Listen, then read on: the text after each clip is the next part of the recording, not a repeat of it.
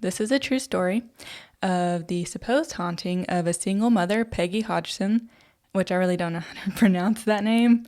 It's spelled weird, but I guess it's Hodgson, and her 4 children. This took place in London between 1977 and 1979.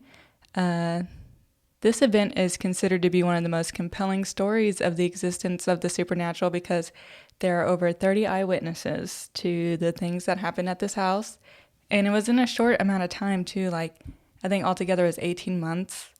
So, and they have, like, audio recordings of it. Right. Yeah. So, like, you know, there hasn't been any other haunting that's been so documented as this one. Yeah. Yeah. So from what Mrs. Hodgson can recall, it started one day when she heard loud noises coming from her daughter's bedroom. She went to tell them to settle down, but when she entered the room, they were huddled together and looked terrified. They told her their dresser was moving toward the bedroom door on its own. At first, she didn't believe them and told them to stop being silly, but then it started moving again on its own when she was there, so she witnessed it. Oh, dang. She tried to push it back in its place, but when she tried, it wouldn't move. So, frightened, the family ran out to the neighbor's house to ask for help. When the neighbor got there, he said he heard knocking all around the house, and he couldn't figure out where it was coming from. And so the only thing he could think of was to call the police. Mm-hmm. So then the police arrived, and they heard knocking too. And one officer claimed to have seen a chair move across the floor on its own. But they decided it was not a police matter and left. So, like, this family is, like, scared. So this family is, like, terrified. And, like, they just keep calling more people over, like, help us. Like, we don't know what's going on. And no one can help them. So they're kind of just left there to be terrified for, I don't know how long. I didn't get a clear timeline of how long it took for all this to really go down. Like, from the time the police were called to when they finally got, like, investigators there, but I think it only took, like, a few weeks, maybe a month or so. So Mrs. Hodgson had clergymen and mediums come over, but they really couldn't do anything, or at least when they came over, nothing they did really helped. It kept happening. So then they called the news, or, like, the Daily Mirror, which is a popular news publication in the UK, to investigate, which seems kind of strange, like, to ask, like, a regular news source to come investigate your paranormal experience. Yeah, well, maybe they just wanted to get it out there, like, and other people would see it. Which I'm pretty sure that's what it was. Like, you know, they're trying to get help, no one can help. We're like, well, let's just, you know, put it see what happens if we let other people, like, as many people know as they can or whatever. Yeah. So, when the reporter Graham Morris arrived, nothing happened for hours. He thought maybe the supernatural occurrences only happened when the children were present, and at that point, it was already late, and the children were asleep, so he had the adults carry them into the kitchen. What? Yeah, I thought like that their was... sleeping bodies? Yeah, that's how it was, like, worded, so I was like, that's weird, but... So he had the children, like, carried into the kitchen in, like, the middle of the night, basically, to see if anything would happen. And the last one to be brought in the kitchen was the child named Janet, which the haunting really seemed to be attached to her the most. Like, the most would happen around her. And so she was the last one brought in, and at that point, the reporter claimed that objects started flying around the kitchen. And then, like, a Lego brick ended up hitting him in the head. Oh, dang. Yeah. So, and then he stepped back far, like, you know, like in the corner or something, just so he could get a clear view of everybody. And he said no one was throwing anything, but, you know, the stuff was, like, flying around the kitchen. So this is a reporter from, you know, some news publication in their country saying this stuff. So, like, it's sounding like so many people are confirming this, that it would be weird that all these people were in on it together. Yes. So far we got the neighbors, two police officers, and then this news publication all saying, yeah, something's up. Yeah. Graham also describes a sequence of photos that he took at the time of Janet levitating. Although he wasn't actually present in the room with the camera, in the photo, Janet looks to have come up from the prone position, flying across the room, and she's in midair. Okay, so he probably put this camera on like a tripod or something, because it says he wasn't in the room. Yeah. So he put like a timer on, or it says, how's it worded? A sequence of photos. So it's probably like a shutter, like when he was out of the room. But I know about that picture because I've seen that picture. Yeah, I saw the picture too. And it looks like she's just jumping. Yeah, that's what I from thought. the bed. I was like, And oh, she's just jumping. The little bit that I have looked into on this case is that, like, they say that the girls, I think, even admitted, if I'm not mistaken, that they did fake some stuff just because they said people weren't believing them, and because everyone wanted like this hard evidence, and then also they're just little kids, so they were just like, it'll be kind of funny if we, this is going to be on the news, what if I levitate? Yeah, and I was going to bring that up near the end, that they did admit to faking a few things, but they said most of it, like the majority of it, was real. Yeah. And they only faked a few things to kind of mess with one of the investigators to see if he could catch them or not. Yeah. And she said that he caught them every time they were faking it. So it was like everything else was real. But so yeah. So we got supposedly so far like knocking around the house, things flying around that no one's touched, and apparently Janet is levitating. Maybe.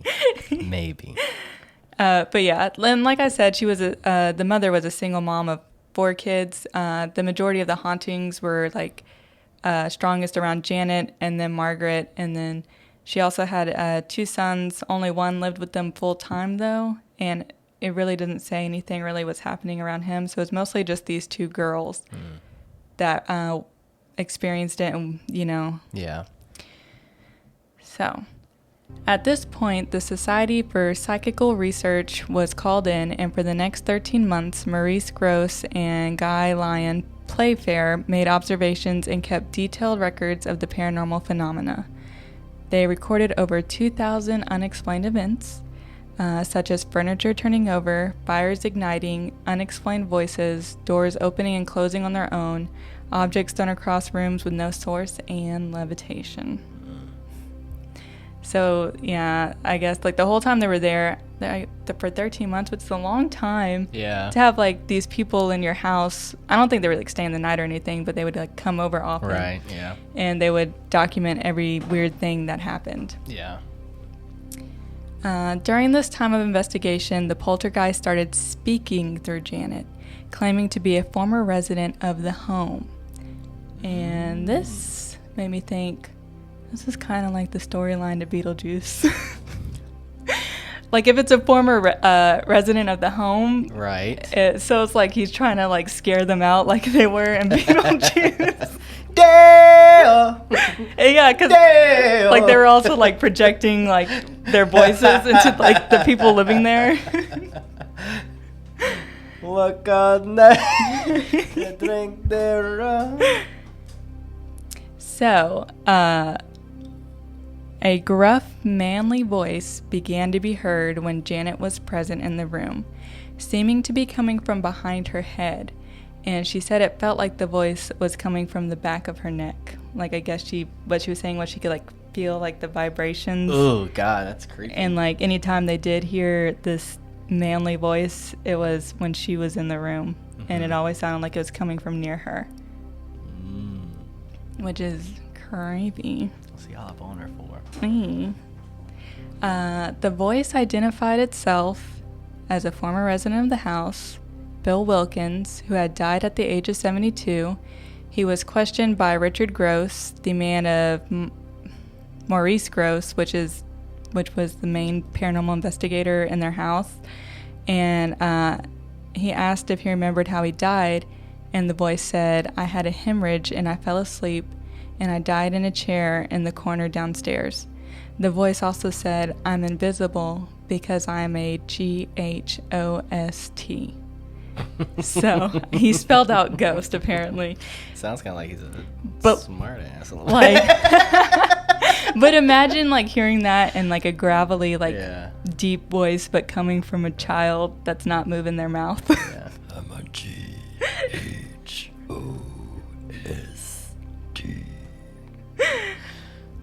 The story the ghost gave of dying in the chair in the corner was confirmed by Terry Wilkins, the son of Bill Wilkins, who the ghost claimed to be.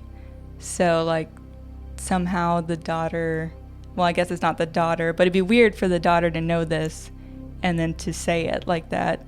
So, which is, you know, how they're, like, saying, this is a real haunting. Yeah. Richard said the voice would speak for 2 or 3 hours at a time, which made it seem impossible that the children were putting on an act of ventriloquism without once clearing their throats or causing vocal cord damage. So, mostly it was Janet, but after a while, apparently it started projecting its voice near Margaret as well. So, like, both of the girls were doing this. Yeah, this weird voice. Yeah. And during this period, multiple paranormal investigators visited the house to see for themselves, including Ed and Lorraine Warren, like we had mentioned earlier, though they did not stay for long but concluded that it was a real haunting. Many people doubt this was a legitimate haunting and claim the kids were pulling an elaborate hoax or that the mother put them up to it to try to get a better public housing, because this house they were living in was, you know, like public housing. They were poor. Margaret and Janet even admitted that there were a handful of times they were behind the occurrences, but that most of them were real and the house was truly haunted. As an adult, Janet was interviewed about her time in the haunted house, stating, "I was used and abused. There was levitation, there was the voices, and then there was the curtain that wrapped itself around my neck, which was quite life-threatening for me, and it brought it home to me, this could kill you." But not a lot happened after that, like, year and a half of them being investigated. It kind of just tapered off and then stopped. But they said it always felt like someone was watching them when they were in that house. And Peggy Hodgson never moved out of the house, and she passed away there in 2003. After her passing, another single mom of 4, Claire Bennett, lived there briefly. She said she never saw anything but was uncomfortable. There was definitely a presence. She always felt like there was something looking at her. Her sons would sometimes wake up in the middle of the night hearing voices downstairs. After learning of the house's history, she said it suddenly all made sense and they moved out after just 2 months of living there.